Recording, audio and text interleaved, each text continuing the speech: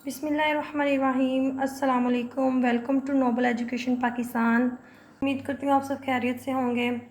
आज है स्टार्ट करनी 3.2 और 3.1 पिछले लेक्चर में कंप्लीट हो गई थी। उसका जो लिंक है आप लोगों को डिस्क्रिप्शन में मिल जाएगा। आज 3.2 स्टार्ट करनी है। उसका फर्स्ट क्वेश्चन है, from the following matrices identify unit matrix, row matrix, column matrix and null matrix. कुछ मैट्रिक्स हैं जिनकी हमने पहचान यहाँ पर बतानी है कि यूनिट मैट्रिक्स कौन सा होता है, रो मैट्रिक्स कौन सा होता है, कॉलम और नल मैट्रिक्स कौन से होते हैं। ये पिछले पेज पर आ जाएं, पेज नंबर 50 पर। यहाँ पर देखें कि हमें टाइप्स ऑफ मैट्रिसेस दी हुई हैं। रो मैट्रिक्स सबसे पहले दिया हुआ है। रो मैट्रिक्स वो होगा जिसमें एक ही रो होगी। A matrix having only one row is called a row matrix. ये देखें, ये एग्जांपल है। ए है जिसमें 0 1 4 है और बी, ये इनमें एक ही रो है। रो होती है जो इस डायरेक्शन में होती है, ठीक है। रो इस डायरेक्शन में होती है, ये एक ही रो है इनमें, तो ये क्या है, ये रो मैट्रिक्स है। आगे आ जाए जी, कॉलम मैट्रिक्स है। आगे कॉलम मैट्रिक्स क्या होगा, वो जिसमें एक ही कॉलम होगा और वो कॉलम मैट्रिक्स कहलाएगा। ये एक कॉलम है, इसमें भी एक कॉलम है, इसमें भी एक, तो ये क्या है, ये कॉलम मैट्रिक्स है। आगे है ज़ीरो मैट्रिक्स और नल मैट्रिक्स। वो क्या होंगे, जिसकी हर एंट्री ज़ीरो होगी। हर नंबर, हर एलिमेंट, उसमें जो भी एंट्री है वो ज़ीरो होगी, वो होगा ज़ीरो मैट्रिक्स, या फिर उसका दूसरा नाम है नल मैट्रिक्स। ठीक हो गया। आगे है स्क्वायर मैट्रिक्स। स्क्वायर मैट्रिक्स वो होगा जिसका ऑर्डर जो है वो सेम होगा, मींस के उनमें रो और कॉलम्स की तादाद सेम होगी। जैसे कि matrix in which number of rows is equal to the number of columns. एक मैट्रिक्स जिसमें रोज़ की तादाद कॉलम्स की तादाद के सेम होगी, बराबर होगी, वो कहलाएगा स्क्वायर मैट्रिक्स। जैसे ये एग्जांपल है, इसमें 3 रो हैं और 3 ही कॉलम हैं, ठीक है, तो ये स्क्वायर मैट्रिक है। अगर कोई ये वाला अगर देखें तो इसमें 2 रो हैं और 2 ही कॉलम है, ये भी स्क्वायर मैट्रिक है। और ये इसमें एक ही रो है, एक ही कॉलम है, ये भी स्क्वायर मैट्रिक है। लेकिन ये स्क्वायर मैट्रिक नहीं है क्योंकि इसमें 2 रो हैं लेकिन 3 कॉलम है, तो ये स्क्वायर मैट्रिक नहीं है। और ऐसा क्या होगा, ऐसा मैट्रिक्स अगर हो जिसमें रो और कॉलम की तादाद सेम ना हो, वो आ जाता है rectangle matrix, rectangular matrix. If the number of rows and number of the columns in a matrix are not equal, अगर रो और कॉलम की तादाद इक्वल नहीं होगी तो वो रेक्टेंगुलर मैट्रिक्स कहलाएगा। ठीक है, ये कुछ एग्जांपल्स दी हुई हैं जिसमें रो की इसमें 2 रो हैं और 3 कॉलम हैं, ये सेम नहीं है इनमें रो और कॉलम की तादाद, तो ये रो मैट्रिक्स, ये रेक्टेंगुलर मैट्रिक्स है, ठीक है। और आगे आ गया डायगोनल मैट्रिक्स। डायगोनल मैट्रिक्स क्या होगा, a square matrix is called a diagonal matrix if at least any one of the elements of its main diagonal is non zero and non diagonal matrix elements are zero. जो इस तरह होगा, इस तरह तिरछा जो होगा डायगोनल में जो होगा, वो अगर उसमें इन एंट्रीज़ में, डायगोनल मैट्रिक्स एंट्रीज़ में कम से कम एक एंट्री नॉन ज़ीरो हो, तो बाकी ऊपर वाली भी ज़ीरो हो और नीचे वाली भी ज़ीरो हो, तो वो क्या होगा, डायगोनल मैट्रिक्स होगा। तो अगर इसकी हम एक और, इसमें तो तीनों डायगोनल जो एंट्रीज़ हैं ये नॉन ज़ीरो हैं, इसमें जो 2 हैं ये दोनों नॉन ज़ीरो हैं। अगर कोई एग्जांपल इस तरह से आ जाए 2 0 0 और यहाँ पर भी 0 0 0 हैं और यहाँ भी 0 0 हैं, मींस के इसकी ये डायगोनल बनता है ये, और इसका कम से कम एक एंट्री जो है डायगोनल की नॉन ज़ीरो है, तो ये भी क्या होगा, डायगोनल मैट्रिक्स होगा, क्योंकि इसमें कहा गया है if at least any one entry of the elements of its main diagonal is non zero. आगे आ जाइए, आ जाती है स्केलर मैट्रिक्स। स्केलर मैट्रिक्स ये है कि जी diagonal matrix is called scalar matrix. एक डायगोनल मैट्रिक्स स्केलर मैट्रिक्स होगा अगर उसकी हर एंट्री जो है उसकी मेन डायगोनल की वो सेम होगी और नॉन ज़ीरो होगी। डायगोनल में तो था ना कोई कम से कम एक जो है नॉन ज़ीरो हो, बाकी ज़ीरो भी हो जाए तब भी वो डायगोनल होगा। लेकिन स्केलर में ये है कि उसकी हर डायगोनल जो मेन एंट्री है वो सारी की सारी नॉन ज़ीरो हो और वो सेम हो, ठीक है। तो ये हो जाता है स्केलर मैट्रिक्स। अब आगे आ जाती है यूनिट मैट्रिक्स या फिर आइडेंटिटी मैट्रिक्स। इसके 2 नेम हैं। उसमें क्या होगा कि जो स्केलर मैट्रिक्स होगा उसकी जो वैल्यूज़, जो ये डायगोनल एंट्रीज़ हैं ये 1 होंगी, फिर ये क्या होगा, ये आइडेंटिटी मैट्रिक्स कह देंगे या इसको यूनिट मैट्रिक्स कह देंगे। इसकी डिफ़ाइन पढ़ते हैं। Scalar matrix is called an identity और unit matrix if all its main diagonal entries are 1, अगर उसकी सारी मेन डायगोनल एंट्रीज जो हैं वो 1 होंगी तो वो आइडेंटिटी मैट्रिक्स कहलाएगा या फिर यूनिट मैट्रिक्स कहलाएगा। अब आ जाते हैं हम एक्सरसाइज पर। तो उसका जो फर्स्ट क्वेश्चन है वो कर लेते हैं। अब इसमें उन्होंने कहा है कि बताएं कि कौन सा जो है जी यूनिट मैट्रिक्स है, रो मैट्रिक्स है और कॉलम मैट्रिक्स है या फिर नल मैट्रिक्स है। ये चार जो है इनकी हमने पहचान करनी है। ए जो है इसमें एक ही रो है तो ये क्या हो गया, ये ए is row matrix.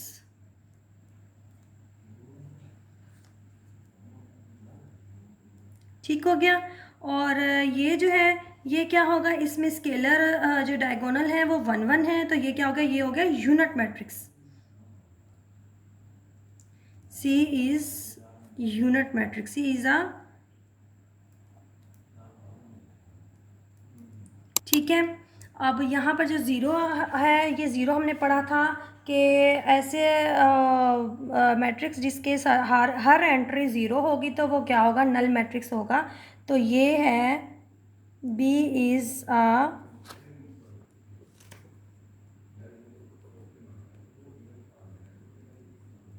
Null matrix. ठीक है। आगे जो डी है, डी की भी हर एंट्री ज़ीरो है तो ये भी नल मैट्रिक्स है।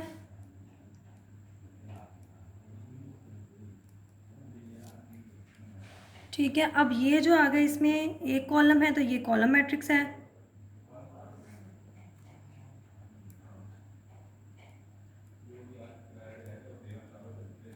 और इसमें भी एक कॉलम है, ये भी कॉलम मैट्रिक्स है।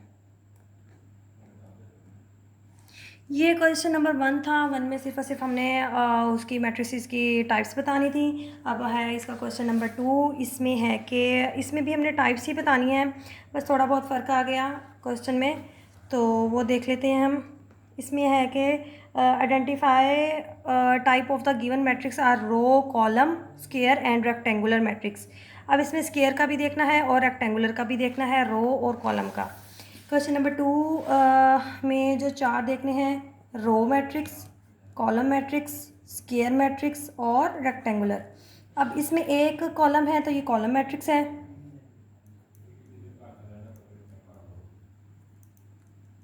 और ये जो है ये इसमें दो रो हैं, दो कॉलम हैं, रो और कॉलम्स की तादाद सेम है तो वो क्या हो जाएगा, वो स्क्वायर मैट्रिक्स हो जाएगा।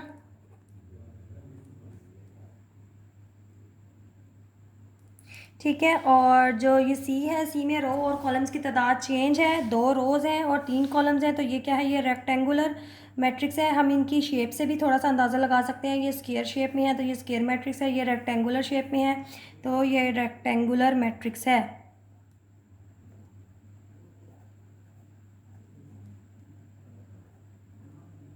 और ये भी स्क्वायर शेप में है, ये भी स्क्वायर मैट्रिक है, इसके दो ही रोज़ हैं और दो ही कॉलम्स हैं।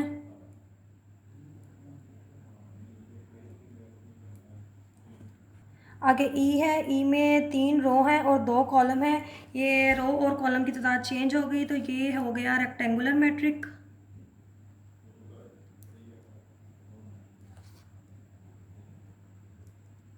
और जो एफ़ है इसमें भी रो 1 है और कॉलम 3 है, तादाद चेंज हो गई दोनों की तो ये भी है जी रेक्टेंगुलर मैट्रिक्स।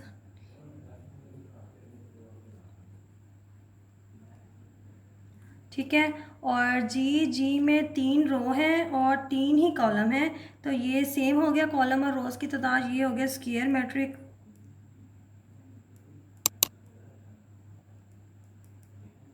और इसमें जी 3 रो हैं और 2 कॉलम हैं, इसमें रो और कॉलम्स की तादाद चेंज हो गई तो ये हो गया रेक्टेंगुलर मैट्रिक्स। ठीक है। यहाँ पर क्वेश्चन नंबर 2 भी एंड हो गया। अब है क्वेश्चन नंबर 3। इसमें भी कुछ इसी तरह से ही है। यहाँ हमने बताना है कि कौन सी डायगोनल है, कौन सी स्केलर है और कौन से यूनिट मैट्रिक्स है। तो यूनिट मैट्रिक हमने पीछे अभी पढ़ा है कि जिसमें डायगोनल एंट्रीज़ 1 1 होंगी और नॉन डायगोनल एंट्रीज 0 होंगी तो वो क्या हो जाएगा, वो होगा यूनिट मैट्रिक्स। तो ये यूनिट मैट्रिक्स है। और ये इसमें नॉन डायगोनल एंट्रीज़ जो हैं ये सेम हैं तो ये है जी scalar non diagonal sorry diagonal entry same है, ये 5 5 है और बाकी नॉन डायगोनल 0 है, तो ये है जी स्केलर मैट्रिक्स। और इसमें जो सी है, इसमें मेन जो डायगोनल एंट्री एटलीस्ट 1 जो है ये नॉन ज़ीरो है और बाकी ज़ीरो हैं, तो ये हो गया डायगोनल मैट्रिक्स। और इसमें जो है नॉन जो डायगोनल एंट्रीज़ हैं ये हैं और लेकिन चेंज हैं, ठीक है। और तो ये हो गया, ये डायगोनल मैट्रिक्स है, ये भी जिसमें चेंज होगी वो डायगोनल मैट्रिक्स होगा। अगर सेम आ जाएंगी तो वो स्केलर मैट्रिक्स हो जाएगा। और इसमें ये ई में सेम है तो ये स्केलर मैट्रिक है। ठीक है, यहाँ पर क्वेश्चन नंबर 3 भी एंड हो गया। आगे है question number 4, find transpose of each of the following matrices. इनके हमने ट्रांसपोज लेने हैं। अब ट्रांसपोज हम देखते हैं, पिछले पेज पर आ जाए 51 पर, एंड में दिया हुआ है ट्रांसपोज ऑफ मैट्रिक्स। इसमें क्या होगा, एक तो जो रोज़ होंगी वो कॉलम्स में चेंज हो जाएंगी, ठीक है। जैसे ये 1 2 4 है, ये 1 2 4 कॉलम में आ गया, और ये 805 रो है, ये 805 इस तरह से आ जाएगा, ठीक है। बस इसमें इतना सा ही करना है काम। तो इसके 4 पार्ट्स हैं, ये अब हम करते हैं। तो ए के ऊपर ट्रांसपोज का टी आ जाएगा, ठीक है। ये साइन होगा इसका कि हम ट्रांसपोज ले रहे हैं, और इसकी जो ये 2 और 3 की जो रो है ये कॉलम में चेंज हो जाएगी, और ये 4 5 ऐसे आ जाएगा। ये इसका आंसर आ गया। और इसकी जो रो है 3 फिर 7 फिर 6, तो ये इसमें चेंज हो जाएंगी, ये 3 7 6 इस तरह से आ जाएगा, और ये आंसर आ जाएगा, ठीक है। अब आगे सी है, सी जो है और इसके ऊपर हम ट्रांसपोज का टी भी लगा देंगे, और ऐसे सी के ऊपर भी। और ये जो है ये 5 -2 और 4, ये आंसर आ गया। और यहाँ पर डी को देखें तो ये जब चेंज होगा 2 5 इस तरह से आएगा, 2 5 फिर 3 6 फिर 4 और 7, ठीक है। ये रो ये कॉलम में आ गई, ये रो ये कॉलम में, और ये वाली रो इस कॉलम में आ गई। ये इसका आंसर हो गया, और इसके ऊपर हमने टी लिख दिया। ये हमने ट्रांसपोज लेने थे, ये ले लिए। और आगे है क्वेश्चन नंबर 5। इसमें दिया हुआ है कि negative of the following matrix हमने फाइंड करना है। हमें मैट्रिक्स दिए हुए हैं कुछ, तो इनका हमने नेगेटिव लेना है। अब ये हम देखेंगे पेज नंबर 52 पर, और इसमें दिया हुआ है कि नेगेटिव किस तरह से लेना होता है। एक तो उसको डिनोट हम करेंगे, जो भी मैट्रिक्स का नेम होगा उसके साथ माइनस आ जाएगा। दूसरा ये कि उसकी जो एंट्री होगी और हर एंट्री का जो साइन होगा वो उलट हो जाएगा। मींस कि ये प्लस का था तो ये माइनस का होगा, ये माइनस का है तो ये प्लस का हो जाएगा, ठीक है। सिंपल सा है इसमें भी। तो हम एक तो इसके साथ माइनस आ जाएगा, दूसरा इनके साइन चेंज हो जाएंगे। 3 के साथ माइनस था, ये प्लस का हो गया। 0 के साथ कोई भी साइन लगाएं तो कोई फ़ायदा ही नहीं है। और ये प्लस का था तो माइनस का हो गया, और ये भी माइनस का हो गया। ये इसका आंसर आ गया। इसी तरह से सेम बी होना है, इसके साथ माइनस आ जाएगा, और यहाँ पर ये 3 माइनस का है, ये प्लस का हो गया। ये 2 माइनस का था, ये प्लस का हो गया। ये माइनस का आ जाएगा, ये साइन उलट हो जाएंगे इनके, और ये आंसर हो गया। आगे है इसका सी का लेना है नेगेटिव, और यहाँ पर 9 माइनस का, ये प्लस का हो जाएगा, ये माइनस का, और ये भी माइनस, और ये प्लस में। सिर्फ और सिर्फ साइन चेंज करने थे बस। आगे है क्वेश्चन नंबर 6। इसमें है जी if A is equal to 2 3 4 5 और बी दिया हुआ है एक मैट्रिक्स। तो हमने वेरीफाई करना है कि ये जो लेफ्ट हैंड साइड है राइट हैंड साइड इक्वल होंगी, और ये भी मीन्स के ए का पहले ट्रांसपोज लें फिर उसका दोबारा ट्रांसपोज लें तो वो ए के ही इक्वल आ जाए। हम सबसे पहले ए सेट लिखते हैं, ए मैट्रिक्स लिखते हैं, वो है 2 3 4 5। इसका हम ले लेते हैं ट्रांसपोज। ट्रांसपोज लेंगे तो ये जो रो है ये कॉलम में चेंज हो जानी है, जैसे हमने अभी पिछले सवाल में किया है। और इसका अब ट्रांसपोज का दोबारा ट्रांसपोज लेना है, तो ये दोबारा जो रो है ये कॉलम में चेंज हो जाएगी। 2 4 दोबारा इस तरह से आ जाएगा। और ये देखें ये जो है ये दोबारा ए के इक्वल आ गया, तो यहाँ पर हम लिख देंगे ए ट्रांसपोज का ट्रांसपोज इक्वल टू ए, ठीक है। यहाँ पर बस हमने यही प्रूफ करना था, हेंस प्रूफ लिख देंगे। आंसर। अब यहाँ पर बी वाला भी सेम इसी तरह से होगा। अब बी सेट लिखते हैं। सबसे पहले बी है हमारे पास 7, 5, 6 और 8।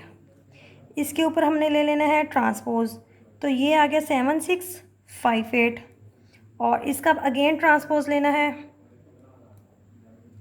तो ये हो गया 7, 5, 6, 8। ये देखें, ये दोबारा बी के इक्वल आ गया ये, तो हम इधर लिख देंगे बी ट्रांसपोज का transpose is equal to B, hence proved. बस एंड हो गया। अब है लास्ट क्वेश्चन, क्वेश्चन नंबर 7। इसमें हमने सिमेट्रिक मैट्रिक्स लेना है। शो दैट एल हमें दिया हुआ है, एक मैट्रिक्स दिया हुआ है, तो कहते हैं बताएं कि ये जो है ये सिमेट्रिक मैट्रिक्स है, ये हमने ज़ाहिर करना है। तो इसको हम 52 पेज पर देखते हैं, थोड़ा सा समझ लेते हैं। पहले सिमेट्रिक मैट्रिक्स का दिया हुआ है कि आ स्क्वायर मैट्रिक, अब कंडीशन भी है इसके लिए कि ये उसी हालत में होगा कि हमारे पास जो मैट्रिक्स हो वो स्क्वायर हो, रेक्टेंगुलर ना हो। अगर रेक्टेंगुलर होगा तो उसका हम सिमेट्रिक या स्क्यू सिमेट्रिक नहीं ले सकेंगे। तो a square matrix A is called symmetric, वो सिमेट्रिक कहलाएगा कब? अगर it is equal to its transpose, अगर वो ट्रांसपोज के इक्वल आ जाए तो वो सिमेट्रिक होगा। ठीक है। अब वैसे इस एक्सरसाइज में स्क्यू सिमेट्रिक दिया तो नहीं हुआ, लेकिन हम फिर भी उसको समझ लेते हैं। स्क्यू सिमेट्रिक मैट्रिक्स कब होगा? अगर स्क्वायर मैट्रिक का हम जो है उसका स्क्यू सिमेट्रिक लें, मीन्स के उसका ट्रांसपोज लें और वो माइनस के इक्वल आ जाए तो वो स्क्यू सिमेट्रिक होगा। तो हम इसका क्वेश्चन नंबर 7 है उसको हल कर लेते हैं। एल हमें दिया हुआ है इधर, एल है हमारे पास 2, 3, 4, 3 - 2 5, 4, 5, 0। ठीक है। अब इसका हमने चेक करने का तरीका था कि हमने इसका ट्रांसपोज लेना था। हम इसका ट्रांसपोज ले लेते हैं, तो ये रो जो है ये कॉलम में चेंज हो जाएगी, 2, 3, 4 हो जाएगा। फिर ये वाली रो जो है कॉलम में चेंज होगी, 3 - 2 और 5 हो जाएगा। फिर ये एंड वाली रो जो है 4, 5 और 0। तो ये देखें कि ये एग्जैक्ट एल के ही इक्वल आ गई, 2, 3, 4, 2, 3, 4, 3 - 2 5, 3 - 2 5 और 4, 5, 0, 4, 5, 0 सेम आ गया।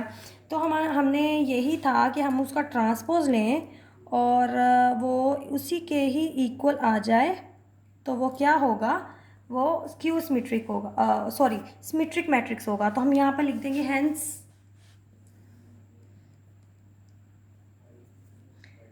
L is symmetric matrix.